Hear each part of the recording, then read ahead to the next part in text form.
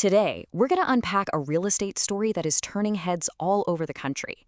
We're talking about a city that has, kind of out of nowhere, shot up the rankings to become one of the most in-demand places to buy a home in America. So let me just ask you this. When you think of a hot housing market, what city pops into your head? You're probably thinking Miami, right? Or Austin, maybe some tech hub up in the Bay Area? Well, get ready for a little bit of a surprise, because the data is pointing us somewhere you probably didn't expect. You're looking at number 15. According to a new analysis from Construction Coverage, one of the top 15 hottest housing markets in the entire U.S. is right in California's Central Valley. Yep, you saw that right. Fresno. It's not just getting attention for being affordable anymore, it's now officially on the map because of its insane demand. Okay, so how did this happen? How did Fresno become a top 15 market?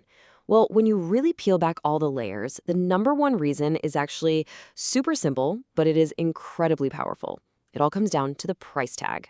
The average home in Fresno will run you about $386,000. Now, I know that number might not mean a whole lot by itself, but trust me, in the context of California, that number is an absolute game changer.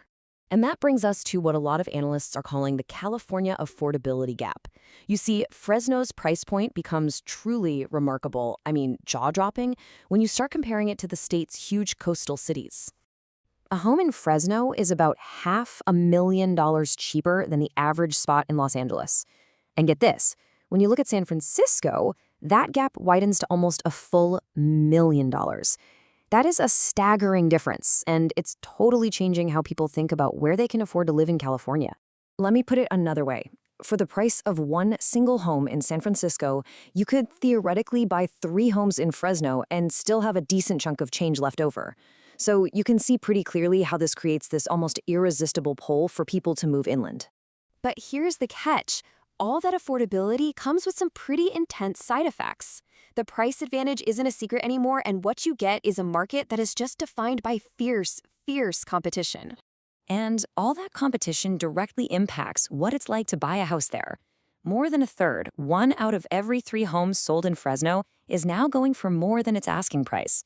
That's a huge sign that bidding wars are basically the new normal, as buyers just flood into the area. And it all boils down to this classic textbook economic principle. It's right there in the source material. The market is being driven by strong demand and limited supply. It's simple, really. There are way more people who want to buy in Fresno than there are homes for sale.